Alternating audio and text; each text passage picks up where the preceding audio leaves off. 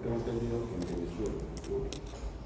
Como dice ahí, los datos más recientes hasta 2013, para 2013 lo último que hay, son 3.200 millones de personas con riesgo de contraer malaria en 97 países.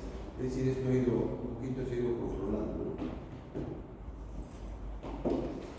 198 millones de casos de malaria, mire usted la cantidad, casi medio millón de personas muertas en el mundo, principalmente menores de 5 años en edad. ¿Okay?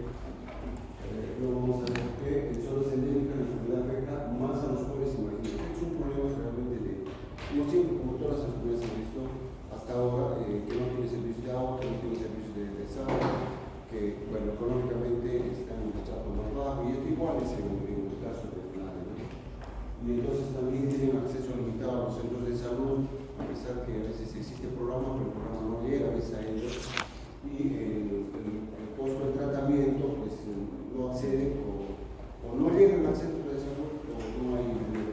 Entonces, como ustedes ven, siempre estos problemas están relacionados al factor socioeconómico. ¿Listo? En realidad, esta malaria tiene varias especies que van a, vamos a decir, a hacer el mismo cuadro clínico, la misma enfermedad que es malaria, y la malaria está relacionada en realidad se denomina fiebre de los pantanos porque está relacionado al vector. El vector en realidad es el anófeles hembra, y el lugar donde el criadero de estos anófelinos son los lugares pantanosos, agua.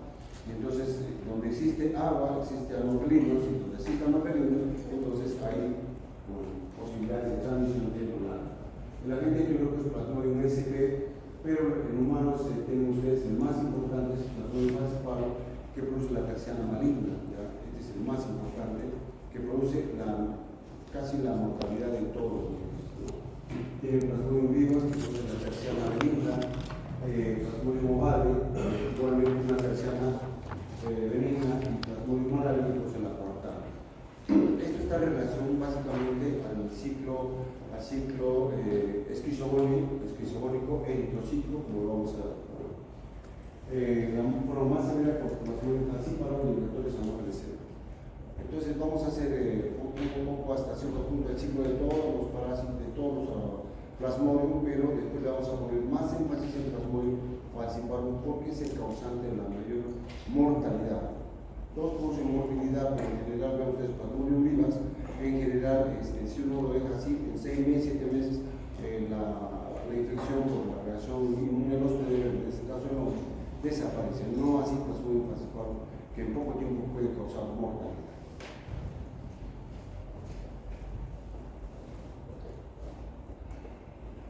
Bueno, como ustedes ven aquí, la distribución de la malaria en el mundo, que tengo lo que es América Latina, América del Norte, México, todo lo que es Brasil, en Perú y un poco como vemos para ver que es tanto, y todo lo que es la zona tropical principalmente, ¿no? Esta morfología creo que ya la conocen, no voy a tocar más detalles, ya la conocen. Vamos ahora a la parte de la morfología diferencial. Aquí hay que tener muy en cuenta la morfología diferencial. En el patrón de vida que hemos hecho, vamos a adelantar, ¿no? En el patrón de ciclo de vida que hemos trabajado, entonces en caso de plasmodium vivas va a tener, ustedes ven la forma de vida, el trofozoito, ¿no? El trofozoito es después del trofozoito, el anular, el globoideo, etc. El trofozoito al fin y al cabo. Luego pasa al esquizonte, el esquizonte maduro aquí, luego tienen el otro esquizonte y el esquizonte maduro que está a este costado. ¿Ven ustedes?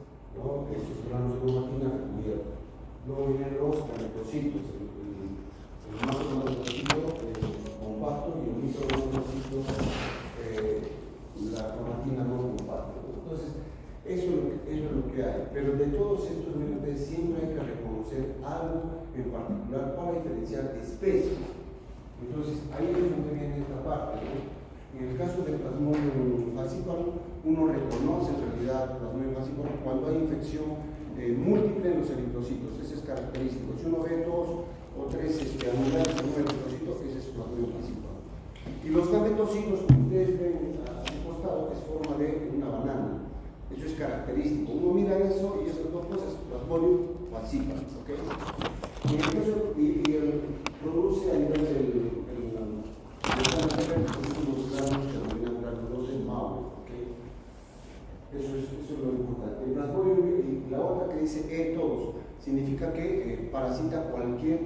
eritrocitos, jóvenes, maduros, etc. ¿Okay? En el caso de plasmodium vivax tiene el esquizonte de 16 merosolitos. Y está al fondo, si ustedes se ven al fondo, ese es el esquizonte, al fondo. De donde está el trofosito anular, es un anillo y ese puntito, ese es el trofosito anular. Y abajito está el esquizonte. Para este lado otro anular, pero tiene 16 merosolitos. Entonces es importante a veces determinar el número de merosolitos.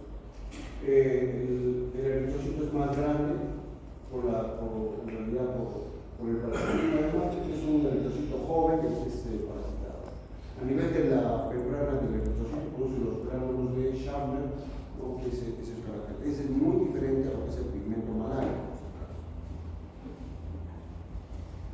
Bueno, ahí tenemos entonces el plasmodium vivax. Y el plasmodium malaria tiene unos trofositos en banda. Si ustedes miran acá, es como una regla. Entonces, si uno mira un eritrocito con esa característica, ese es probablemente el plasmodium malaria.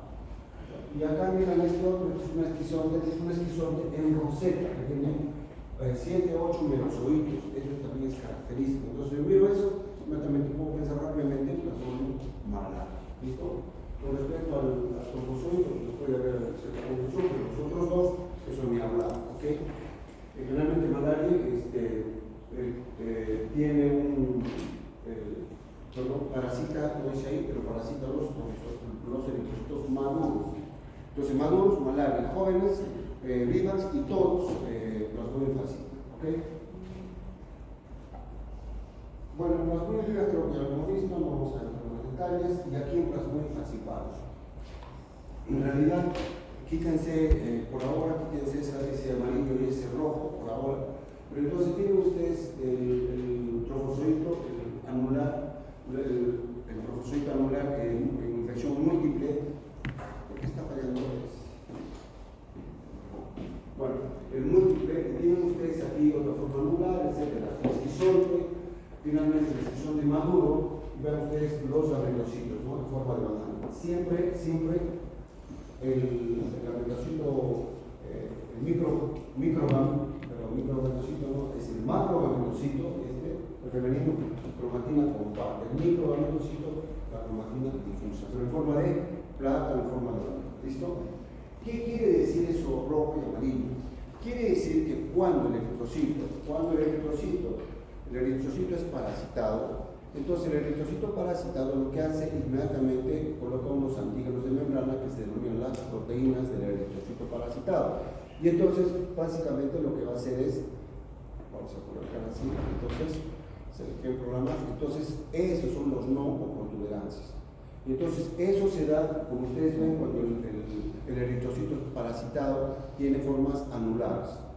Luego de eso pasa por el endotelio capilar, y el endotelio capilar tiene los receptores, tiene varios receptores. Y entonces este eritrocito se fija. Por eso es que cuando uno mira toda la esquizofrenia, prácticamente no la van a ver en un frotis de sangre. Nunca se va a ver. Lo que se va a ver son los eritrocitos con formas anulares o los gametocitos. El resto esquizonte maduro, inmaduro, etc., no lo van a ver. ¿Listo? ¿Por qué? Porque los eritrocitos parasitados han sido secuestrados y están adosados al endotelio capilar. ¿Listo? Y ahí está el daño más importante del plasmodium falciparum, porque eso va a causar lógicamente obstrucción. ¿Entendido? Muy bien. Entonces, creo que tienen esto. Luego pasemos a la parte esta de tuberculosis, no hay problema, y el ciclo de vida.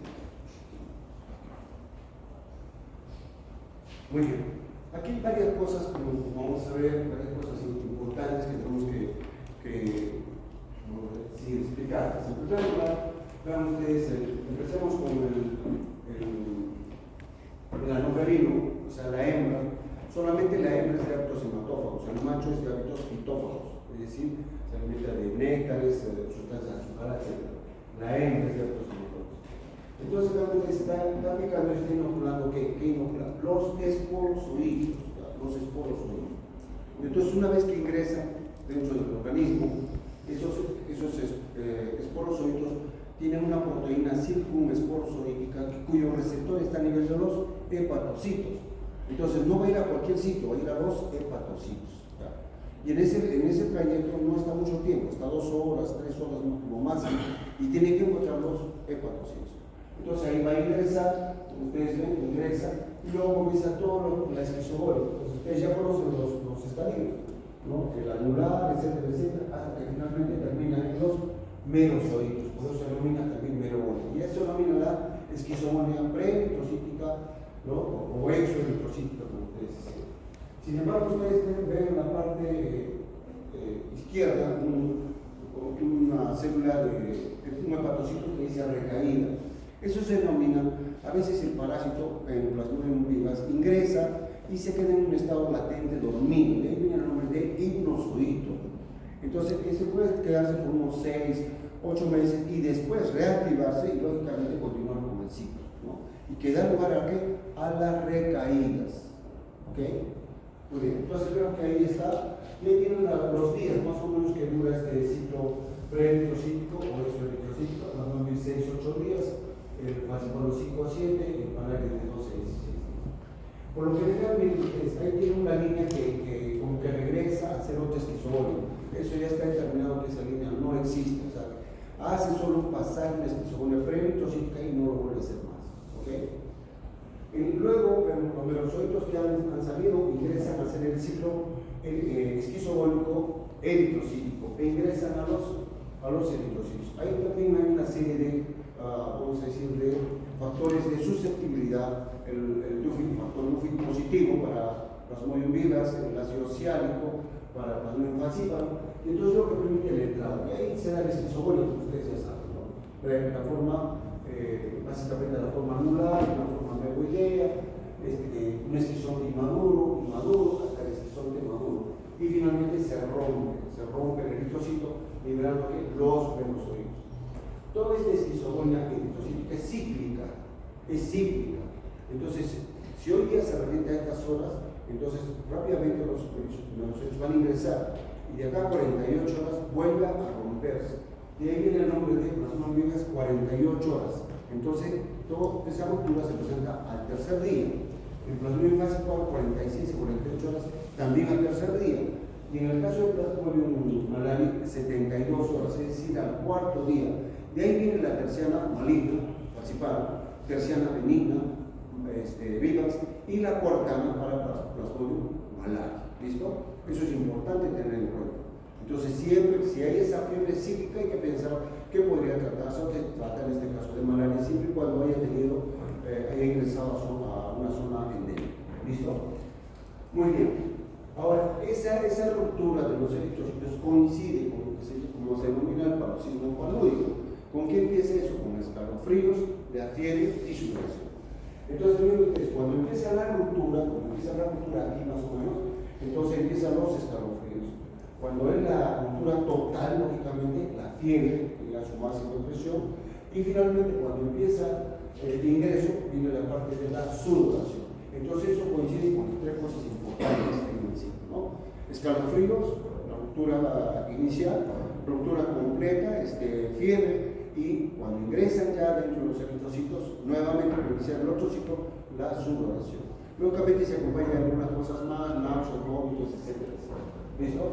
Muy bien. Aquí miren ustedes, acá dice recrudescencia, PF. ¿Qué significa eso?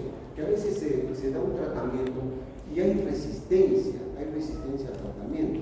Entonces, en los protisis sanguíneos no es que no existe el coraje, existe, pero en cantidades tan bajas que no son detectadas. O también puede ser una resistencia y la otra puede ser que la dosificación no ha sido la adecuada o no la ha tomado, etc. el paciente. Y entonces ha disminuido, pero no se ha eliminado totalmente. Y eso puede dar lugar posteriormente a cuadros clínicos. Cuando se reactiva, da cuadros clínicos. Y a eso se denomina recrudescencias. ¿Okay? Entonces es muy diferente la recaída y muy diferente la recrudescencia. Eso es el Plasmodium falciparum principalmente. ¿Okay? Entonces hasta ahí tenemos las dos esquizogonías, la preeritrocítica y la eritrocítica. Ahora pasemos, algunas veces ya como tiene que iniciarse la metodología. Entonces algunos de ellos ingresan a los eritrocitos y se convierten hacia el lado derecho, el macrogametocito, y hacia el lado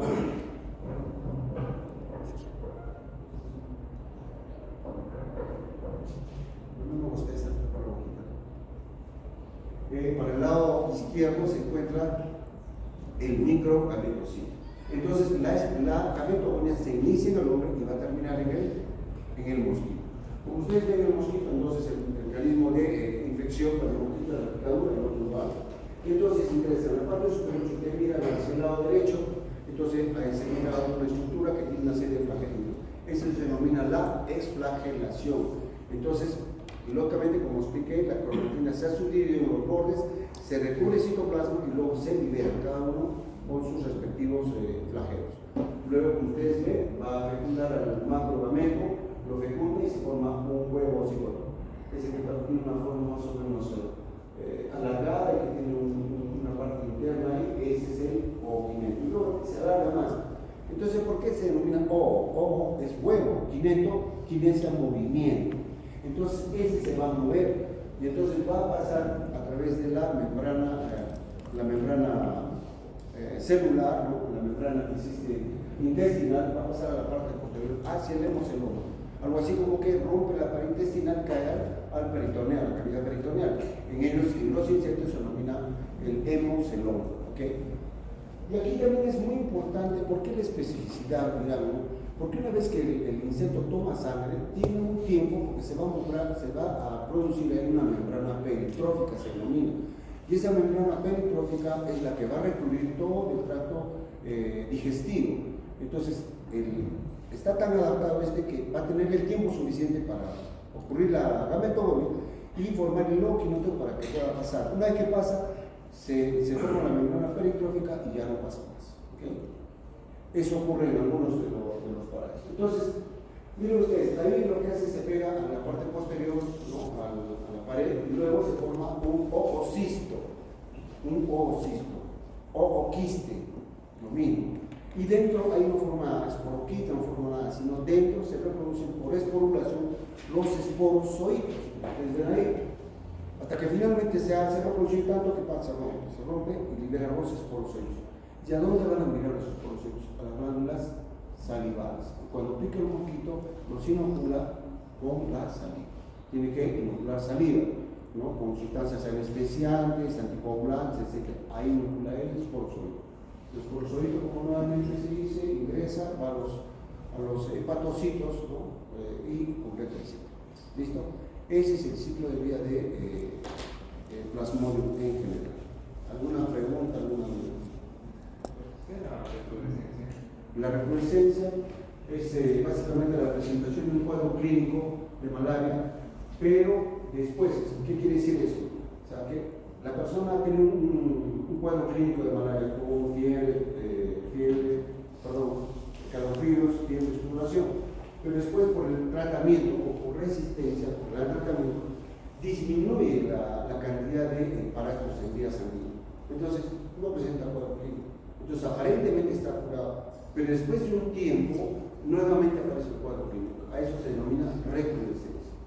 En el caso de la recaída es casi semejante, pero la diferencia es que ahí se queda acantonado, el Plasmodium viva se queda acantonado el parásito 6-8 meses. Entonces puede inclusive quedarse en tratamiento y todo, y después puede aparecer el cuadro clínico. ¿Debido a qué? Debido a los sinusoides y ese cuadro se denomina recaída. ¿Ok? Muy bien. Si damos el cuadro clínico, entonces vamos avanzando. Creo que esto, ahí lo tienen. El periódico hace un promedio de 12, 3. ¿Por qué está fallando?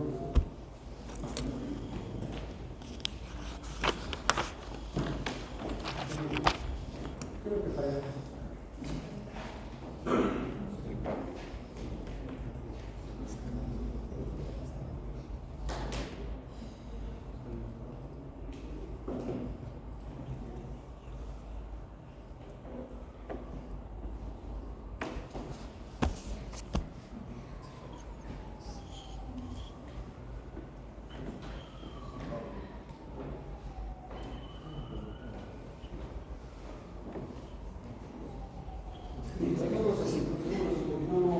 Gracias, disculpa. Esto por favor esto lo pueden encontrar, ya lo hemos revisado algo. Entonces vamos a esta parte que es interesante. También ya había explicado ahí, pero vean ustedes están los días, y lo que estaba mencionando, lo cíclico que viene a ser la esquizogonia eritrocítica. Eso es lo importante arriba. ¿No? El primer día, el segundo, el tercer día, la ruptura y etc. Aquí tienen el paroxismo palúdico, que es también ictericia, esplenomegalia, hepatomegalia. Eso es importante. El esplenomegalia, no se olviden que los eritrocitos parasitados, o muchas veces los no parasitados, se eliminan a nivel del vaso, ¿no? Entonces, ahí puede aumentar la anemia. Entonces, escalofrío, creo que está ahí, sensación de frío, temblor, fría, la piel de gallina, como le llaman, la fiebre, pulso rápido, por lunes, náuseas, 3 a 4 horas, y la sudoración, mire usted, 39 41, la sudoración baja la fiebre, somnolencia, horas. Y aquí, ¿por qué? Porque hay una sudoración, la persona empieza a sudar, pero profusamente, y está tan cansado que nos echa a la hora. Entonces, eso es lo importante, siempre tener en cuenta. Bueno, la malaria y la transmisión. La transmisión de la malaria, en primer lugar, tiene aquí a través de la dictadura. La segunda tiene ustedes a través de la transmisión transplacentaria. Esa transmisión transplacentaria básicamente lo da a través del plasmodium falciparum, ¿no? Porque no se olviden esos no protuberancias, siempre es importante recordarles eso. Sin embargo, últimamente en Venezuela, principalmente, se han reportado algunas diríamos, cepas, clones de plasmodium vivas que tienen también citoadherencia. Eso hay que tener presente. ¿Okay? La siguiente tienen ustedes a través de transfusiones sanguíneas. Recuerden ustedes que el parásito puede llegar a niveles casi que no imperceptibles, pero no significa que esté negativo. Entonces, esa sangre puede sobrevivir el parásito en sangre, bolsas de sangre, y luego, pues, si se inocula, lógicamente, continúa la visita. Y también por el uso de jeringas, básicamente, que usan drogas y otras cosas más. La patogenia, creo que a nivel hepático no hay mayor problema. En primer lugar, el daño es destructivo, es innegable. 2, por lo general a ese nivel no hay inflamación. Producto de esto no hay inflamación, pero la reacción inflamatoria es escasa, como que hay una inmunomodulación. En los eritrocitos, ni hablar, el daño es destructivo. Hay una hiperfunción del vaso. La hiperfunción del vaso significa que hay una destrucción de los eritrocitos parasitados y los no parasitados, lo cual agrava la la inflamación, la esplenomegalia. Bueno, comentaré simplemente que de acuerdo a la esplenomegalia el vaso ligeramente grande, medianamente y mucho más grande inflamado, el hiperesplenismo. Entonces, de acuerdo a eso se da muchas veces si una zona es hiperendémica, mesoendémica o hipoendémica. Entonces, eso también es importante. El plasmodium, ¿por qué ocasiona la tercera maligna? ¿Por qué la principal causa de muerte que permite el secuestro de los eritrocitos parasitados? Entonces, algo hemos avanzado ahí, ¿no? En los no protuberancias, ¿no? Les he explicado. Y ahí lo tienen ustedes un eritrocito, ahí tienen las protuberancias, sus puntos que son proteínas ricas en histidina de 200 a 350 kiloalfa. Son los puntos de adhesión a las células endoteliales y se denomina la proteína 1 de membrana del eritrocito parasitario. Entonces, ese es lo importante. Esto va a desencadenar muchas cosas. Miren ustedes, cuando estos eritrocitos parasitados comienzan a expresar estos nodos, estos nodos a su vez hacen de que aumente la cantidad de receptores en todo el endotelio capilar. O sea, las moléculas de adhesión celular aumentan. Entonces, si tienen receptores, pues se van a usar, ¿no? Eso va a causar el daño de tipo obstructivo, como había mencionado. Y aquí tienen ustedes los gigantes y el receptor, ¿no? Tienen ustedes el secuestro, se la citoadherencia, los receptores, bueno, se unen a los rojos, plaquetas, y los receptores, ellos tienen los receptores, ¿no? Una glucoproteína CD36, ¿no? Luego tienen que se une a las células dendríticas, plaquetas, macrófagos, monocitos, las moléculas de adhesión intercelular 1, se une al endotelio, el BK1, la selectina al endotelio, la trombospondina, el coinditrin sulfato A, secuestro placentario, el BK que está en plaquetas y en endotelio, el RC1 es el receptor 1 del complemento que se encuentra a nivel de los células. Entonces, todo este paquete lo que hacen son los receptores. Y donde encuentran, ahí se unen los eritrocitos, o van a formar rosetas de eritrocitos parasitados, o también plaquetas, etc. Entonces, y el daño más importante es el daño obstructivo, y eso mírenlo a nivel cerebral. Nos entendido esa parte. Bueno, aquí que dice, bueno, aquí es casi lo mismo, pero las células de lo que aparece son los capilares, espacio entre las velocidades de la placenta, el coloditis sulfato A, los eritrocitos no parasitados con celdas, eritrocitos parasitados autoaglutinación, plaquetas agregación, células de limitación de la respuesta inmunitaria. Entonces, eso es importante. Bueno, aquí una observación, creo que el tiempo no da para explicar mucho eso. Sigamos. Acá igualmente, como ustedes aquí, en esta parte se puede observar el daño obstructivo, ya lo he explicado. Aquí el daño siempre, el daño obstructivo, ven ustedes ahí, los eritrocitos totalmente causando obstrucción de los capilares. Entonces, no olvidarse siempre que el plasma falciparum, esos no protuberancias, son los responsables de la citoadherencia. ¿Okay? Y tiene una serie de receptores a nivel, o no los hay, y los producen o los inducen a que se produzcan. Eso es lo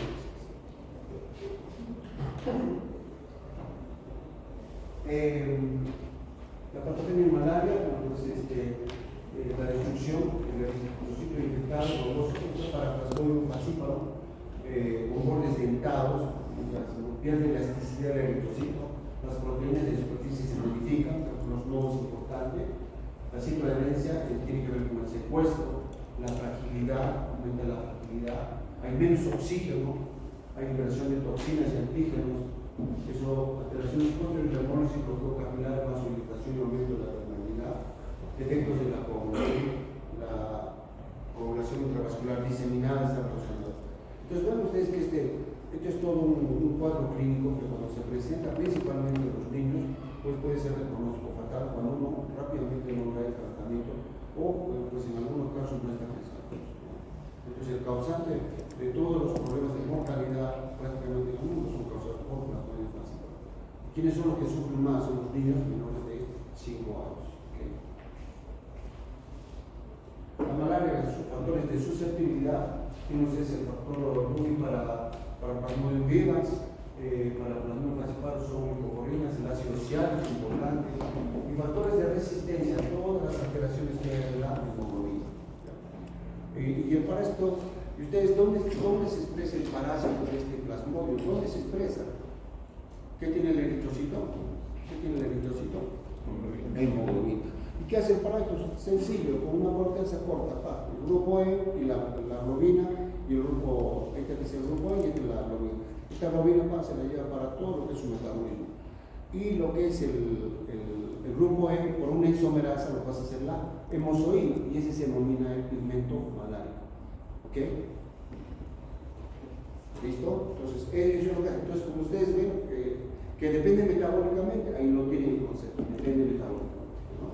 También se habla aquí de una premonición, Quiere decir que cuando está parasitado, está con malaria una persona, hace un factor como de resistencia a otras infecciones. Pero eso en realidad es muy relativo porque si hablamos de un Plasmodium vivax y pica un moquito que tiene Plasmodium falciparum, pues en algunos casos lo va a infectar, porque son especies, en este caso, ¿no? Creo que lo hemos explicado. Simplemente para comentar estos mecanismos de malaria grave. Entonces aquí se habla de una liberación de una toxina plasmática, por antígenos solubles que protagonizan las somatías no parasitados. También eso es importantísimo, ¿por qué? Porque aumenta la anemia, ¿no?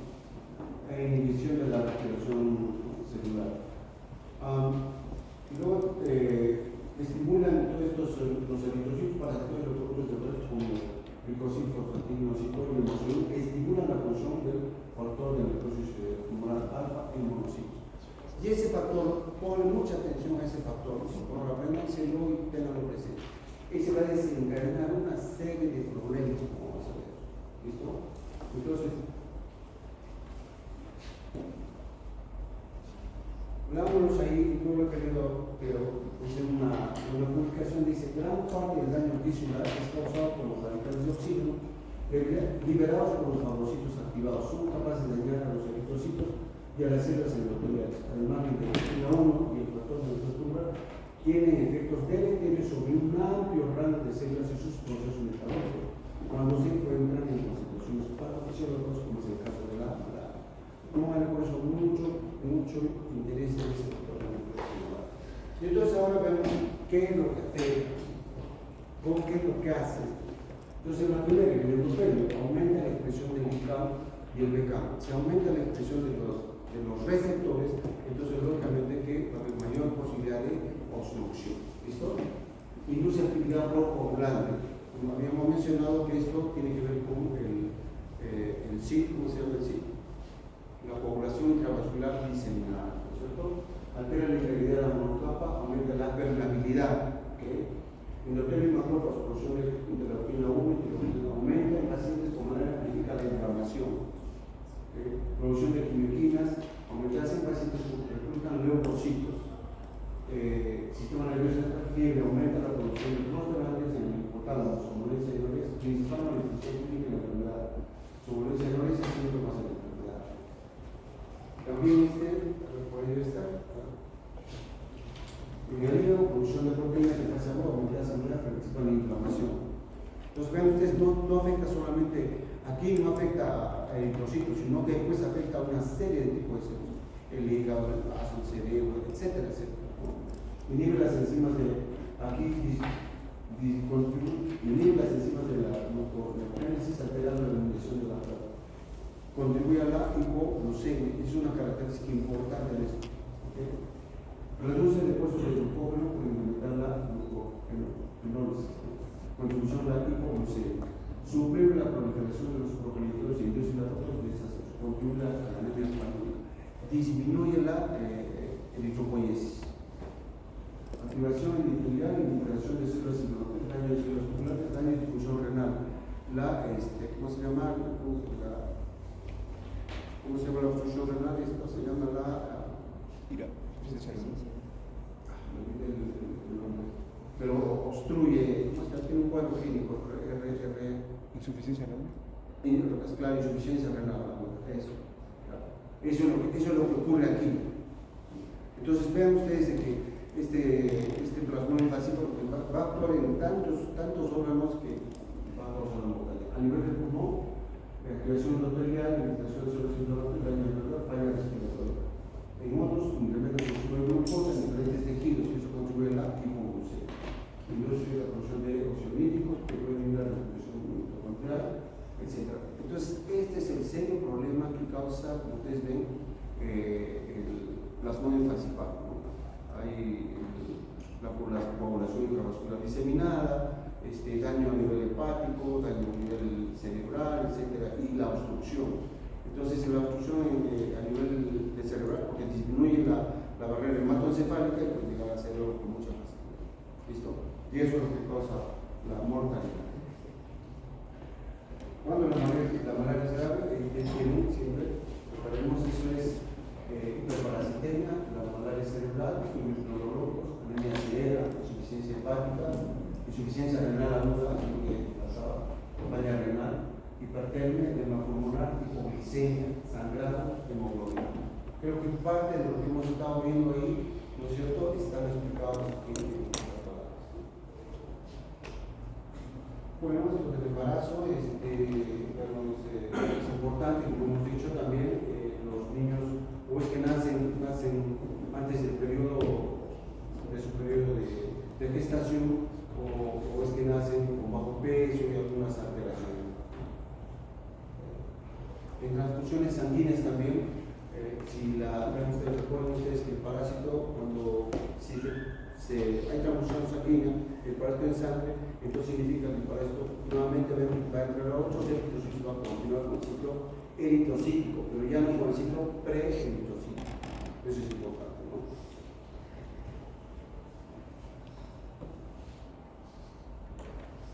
Miren ustedes, hay viables en sangre refrigerada, las 9 falciparum 19 días. ¿Okay? Creo que eso es lo que vamos a ver. El diagnóstico. ¿Cómo se hace el diagnóstico? Primero la sospecha epidemiológica o sospecha con un antecedente epidemiológico. Entonces, hoy en día podemos estar aquí, mañana estamos en Loreto, mañana estamos en Piura, y otras. O sea, el lunes estamos de vuelta aquí.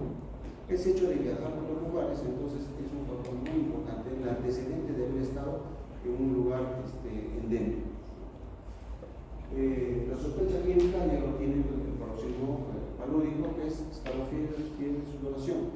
Aquí es importante tener en cuenta que la fiebre no siempre se presenta en el pico febril al tercer día, por si acaso así es, no siempre, pero tienen que asociar siempre con el antecedente epidemiológico. Vamos a colocar esto que de una manera, bueno, es un caso muy particular. Había una persona que había estado en la selva y estaba informada de Dios, regresó aquí, era de Tambo, entonces en Tambo empezó a tener estaba bien, claro, y se fue a trabajar a Chile, como él trabajaba en la parte agrícola y como yo trabajaba a Chile. Pasó por Tambo, estaba trabajando y empezó a ir y como en Chile no te dan así el medicamento, tienen que ir al médico y es caro. Entonces se regresó acá al médico y le dieron sus paracetamol para la fiebre y finalmente se regresó a trabajar. Entonces seguía, pero no era el pico febril, sino tenía una fiebre intermitente. Nuevamente regresó y así sucesivamente, pero va desgastando la fiebre, ¿no? Hasta que finalmente dijo, regresó, se vino a su y entonces el médico, menos mal que él, porque ahí viene dime dónde has estado, dime tu recorrido, dice cuándo estás. Y entonces había sido que hace tiempo le refiero que había estado en Puerto Maldonado, y más de un mes, creo. Y entonces, que había pasado a Chile, entonces ya se va a Arequipa y sospechó mal. A veces en los centros de salud, por eso es muy importante. Ustedes miran ahí arriba el frotis tiene que tener esa bola para que no se cuando distribuye uno pueda observar el parásito, cuando se colorea con dientes, etc. Cuando se hace todo como si un churrasco, es imposible ver, porque a veces se precipita el colorante y entonces no va a salir el parásito. Si la infección no es muy, vamos a decir, intensa, ¿no? Bueno, pues le hicieron salir para acá y estaban en el hospital, hicieron, entonces sospechaban siempre, miraban, pero parecía, decían, pues vino para acá. Y bueno, tenemos la experta, siempre nuestra experta, la profesora Nancy, y detectó que era un trastorno de virus. Entonces, inmediatamente se reportó al hospital, lo aislaron, porque es una notifica, lo aislaron, le dieron entró a un tratamiento, etcétera. Solo para que vean que a veces uno tiene que tener muy cuidadoso en el diagnóstico, ¿no?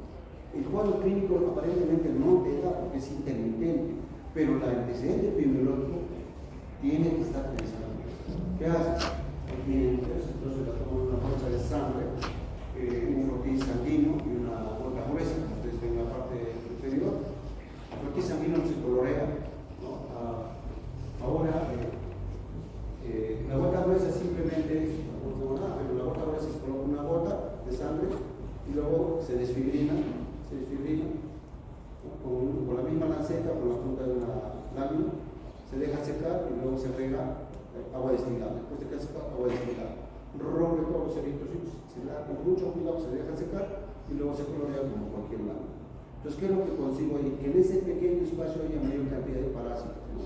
Y entonces requiere mucha experiencia del observador, en este caso del laboratorista. En cambio, cuando es un frotis sanguíneo, no requiere tanto, porque no creo que todo el mundo reconoce un eritrocito. Si uno lo hace bien, no hay precipitados, entonces va a poder diferenciar un parásito, un propósito anular, esquizofrénico que está dentro. Siempre, recordar siempre lo que es cromatina rojo y lo que es citoplasma celeste. Entonces no hay mayor problema. Entonces esas son las dos más importantes. Hay otras cosas más que se pueden hacer. Aquí tienen entonces el antecedente clínico, diagnóstico clínico, laboratorio. Y entonces dentro del parasitólogo tienen ya el frotis sanguíneo coloreado, gota gruesa y una naranja clínica. También se utilizan hay unos microcapilares, ¿no? Que se agrega en la naranja de actinina que va a colorear los núcleos. Entonces uno los centrifuga y entonces todos los parásitos se sitúan en un lugar. Entonces no requiere un microscopio de fluorescencia,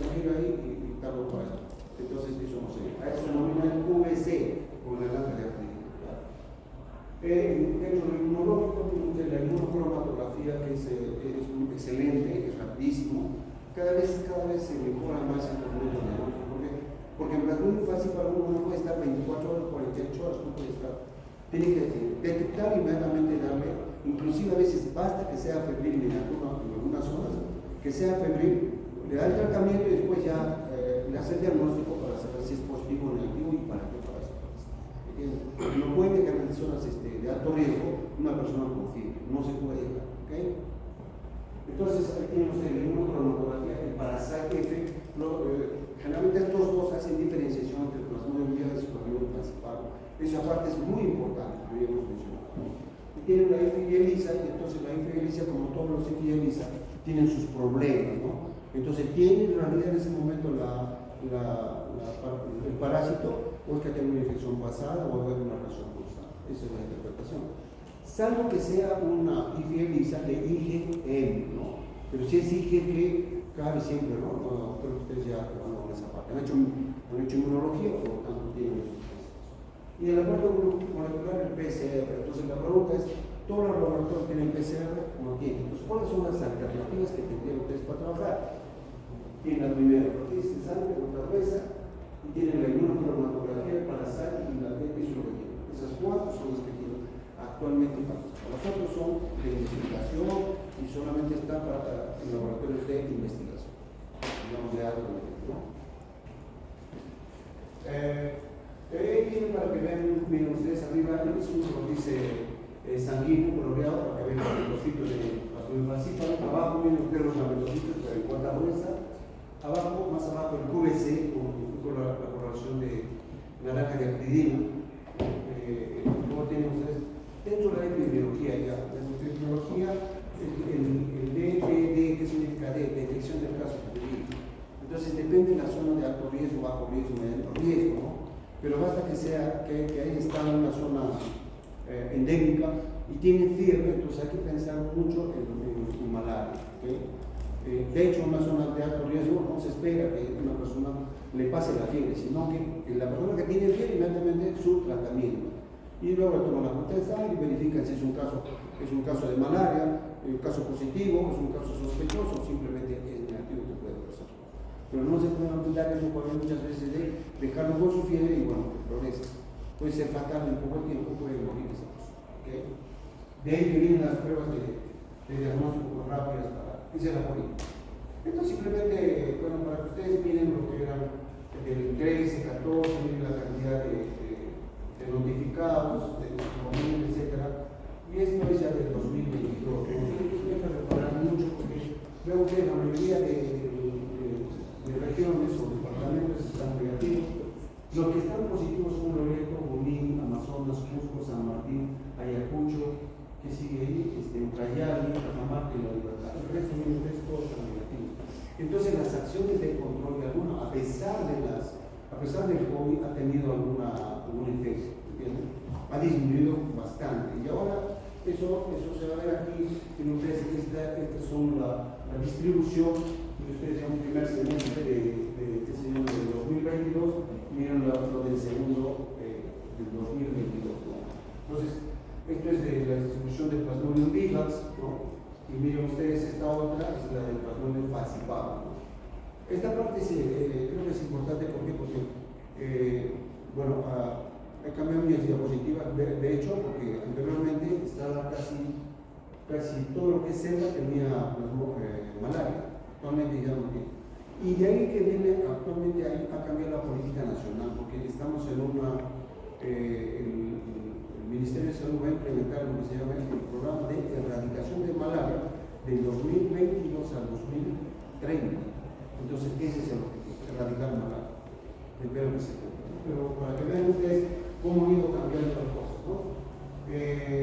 Bueno, este es un mapa que ya, en realidad, ya no está acorde, pero para que ustedes sepan lo que antes se tenía, y esto ya no está acorde, porque todas las zonas de bajo riesgo, alto riesgo, como han visto, ya ha cambiado. ¿Okay?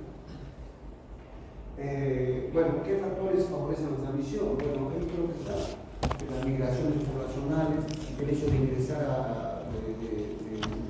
a selva, la presencia domiciliaria del vector, eso es importante, frecuencia de picaduras, depende de la población homogenea, las personas que actúan como reservorios cuando tienen bajas parasitemias o tienen inoculos.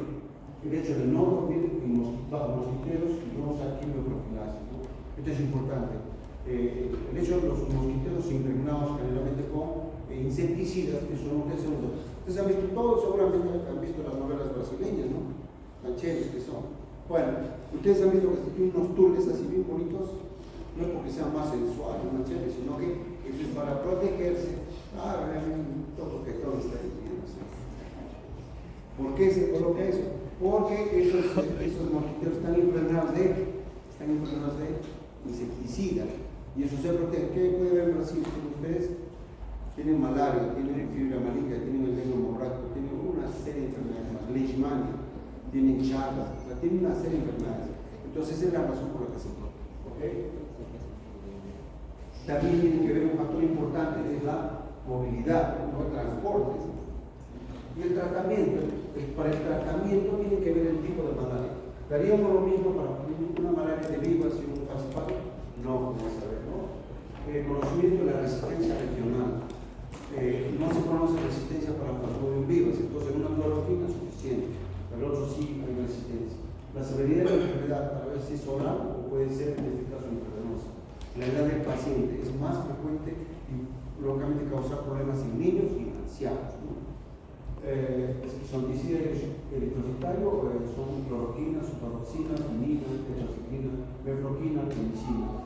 Esquizonticidia hepático, primaquina, pirimetamina, ligamentosina, primaquina, quinina, mefloquina, penicilina. Entonces uno tiene que tratar, tiene que utilizar de acuerdo a cómo está el cuerpo. Lógicamente que si está haciendo ya el cuadro febril, probablemente ya no tenga como decimos, la primera esquizonticidia hepática, probablemente ya no. Pues de acuerdo a eso, ustedes dan un tratamiento. Los esquemas de tratamiento, aquí esta parte es importante, ¿no? Aquí se han dado resistencia, entonces los sensibles a cloroquina, pues le dan cloroquina nada más, ¿no? Pero a veces hay sensibles a cloroquina más primaquina, pero a veces son resistencia a cloroquina, se les da cloroquina más primaquina. ¿Okay? Algunas veces, como estaba mencionando, la resistencia básicamente es de Plasmodium falciparum. Cuando son resistentes a cloroquina, sulfadoxina pirimetamina, resistentes a sulfadoxina pirimetamina, el artesunato más mefloquina, quinina, tetracyclina, quinina, clindamicina. El último que se ha incorporado aquí es la artemisina o el artesunato.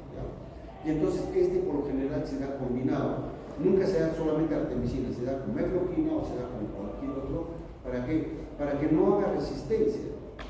Entonces, de los fármacos que hay, las herramientas que tenemos para matar al parásito, el último que se ha descubierto es la artemisina.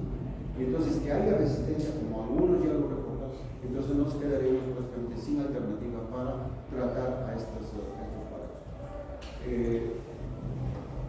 Por suerte, en nuestro país se descubre que se está discutiendo.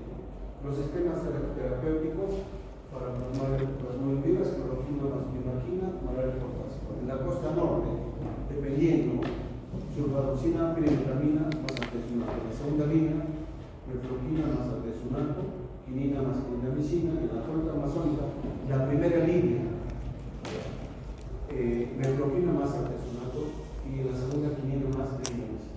Vean ustedes que no todos los casos es lo mismo, que depende del factor de resistencia, y la resistencia es regional. No sé si tenemos por ahí una vista, aquí tienen ustedes lo que había anteriormente, no lógicamente que ha cambiado, pero es bueno que tengan conocimiento. Miren ustedes, en 1999 era resistente a esta zona de Piura, la costa norte, resistente a cloroquina, pero sensible a sulfadoxina, pirimetamina y sensible a mefloquina. Para el 2000 en 2002 resistente a cloroquina, sensible a sulfadoxina, pirimetamina. Pero miren ustedes en selva, resistente a cloroquina, resistente a sulfadoxina, pirimetamina y sensible a mefloquina. Entonces esto es lo que hay que tener presente, lo que había que tener presente. Hoy en día ya, como hemos visto, esto está mejorando sensiblemente en cuanto a esto. Y vacunas, ¿no? Entonces, miren, realmente es mucho, pero el que ha trabajado fuertemente en vacunas ha sido el equipo de Arroyo de Colombia, ¿no? Con su vacuna, la SPF 66. Al comienzo tenía digamos, unos resultados prometedores, pero después, el bueno que este aparato tiene, la retrobona, es decir, que hay un intercambio de genes, y eso bloquea de alguna manera o genera resistencia, ¿no? Y aquí, esto es una de los que mantengo, pero ustedes tienen la previsión. Vacunas frente a formas preneurocíticas tienen la CTS, RTSS, ya, ahí tienen esa vacuna. Eso era mi diapositiva de ese tiempo, porque estaba en proyecto, y ahora pues ya les tengo ahí la novedad, ¿no? La novedad que esta vacuna es la recomendada por la Organización Mundial de la Salud, y como ven ustedes, se da en la recomendación que sea en lugares que sean de transmisión moderada o alta, ¿no? Ha sido probada en Kenia, en Ghana y en Malawi. Lo importante aquí es que esta vacuna tiene que darse 4 dosis a partir de los 5 meses para acá. Ya hemos dicho que esta zona tiene una alta prevalencia de un falcipardo, y el falcipardo lógicamente que va a causar una gran mortalidad, y la mayoría de la mortalidad es en esta zona del África, y entonces ya están trabajando con esta vacuna. Ven ustedes, la disminución significativa es del 30% de los casos graves y mortales de paludismo. Entonces, si nosotros hablamos de 1 millón, 30% ¿cuánto significa? 300.000. Si hablamos de, no sé, de 100 millones, ¿cuánto es? Entonces, vean ustedes la importancia pues, de desarrollar estas vacunas, que espero que tenga esa misma eficacia a largo plazo, ¿no? Para evitar la mortalidad. Bueno, para la salud, bueno, ahora que estoy en esa reunión de pasión hepática, o sea, la gente de la OMS, la OPS, tiene una mentalidad con la que yo en realidad no la tenía tanto, no sé por qué, pero en realidad ellos valoran tanto la vida humana que sea de 1 de 2, entonces es una gran preocupación, y realmente creo que es de mucha ayuda esta vacuna, ¿no? Espero que esté disponible para todo el mundo, ¿no? Prevención y control, creo que la fibroprofilaxis es importante, como probablemente es esa, la feniletamina, sulfadocina, la metrocina, doxiciclina. Esto es, por ejemplo, para las personas que vayan a entrar a selva, es importantísimo. También puede darse en las embarazadas, ¿no? Importantísimo eso. ¿Qué recomienda la OMS? Esto lo recomienda el tratamiento rápido en las personas que tienen malaria o que se detecta malaria. Como lo veis, que tenga fiebre, inmediatamente debe ser tratado. En las embarazadas, en zonas muy endémicas, dosis profilácticas de sulfadocina, feniletamina, la fumigación. El hecho, digamos, que se utilicen vacunas en una zona que se estén dando tratamientos no significa que debe disminuirse el rociado con insecticidas de alto poder residual. No sé si comprenden eso de alto poder residual. Significa que si yo fumigara hoy día toda la vivienda, las paredes, etc., significa que el efecto de insecticida tiene que ser mínimo unos 2 o 3 meses, ese efecto residual. Por lo general, cuando uno agarra esos para matar moscas, de hecho, hoy mañana no, por eso están pasando todo, no tiene efecto residual. El plan técnico que les había comentado, el plan técnico de ustedes es para el 2000, es la eliminación de la malaria en Perú para el 2020 a 2030. El problema aquí siempre, creo que algunos de ustedes sean ministros para sus tiempos, el problema siempre es que cuando ya se está por eso ha pasado más antes con malaria, estaba confinado a una pequeñísima parte del norte, porque estaba controlada la malaria. Pero como siempre, o sea, eliminan el programa, y entonces empiezan con 2 casos, empiezan con 4 casos, 8 casos, como se olvidaron, cuando se dan cuenta de todo el Perú una vez con malaria. Entonces, ese es el problema de todos los programas económicos. Entonces, lo que tiene que hacer, este es un programa que tiene que terminar y tiene que ser sostenido en el tiempo.